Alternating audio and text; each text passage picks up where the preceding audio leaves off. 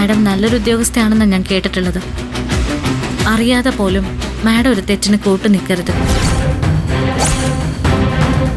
അച്യുതാ വാ.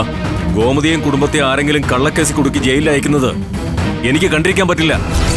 ധർമ്മൻ പറഞ്ഞതുപോലെ നമ്മുടെ അനിയത്തിയെ അങ്ങനെ അങ്ങ് കൈവിട്ട് കളയാൻ പറ്റില്ല. ലോകത്തുള്ള സകല ഉടായ്പ കാണിക്കുമ്പോഴും നിങ്ങൾക്ക് ഒരു പേടിയില്ല. ഇപ്പൊ ബാലനെ മക്കളെ കാണുമ്പോഴാ നിങ്ങൾക്ക് പേടി. പരാതിയിൽ പറഞ്ഞേക്കുന്നതിൽ ഒരക്ഷരം മാറ്റി പറഞ്ഞു പോയേക്കരുത്.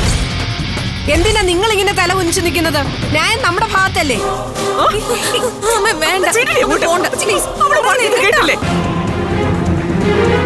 എന്ത് ധൈര്യത്തിലാ ഇവർ ഇവിടെ വെച്ച് ഭീഷണിപ്പെടുത്തുന്നേ? വീട്ടിൽ കാണിക്കുന്ന സ്വഭാവം പോലീസ് സ്റ്റേഷനിൽ കാണിക്കാൻ പറ്റത്തില്ല.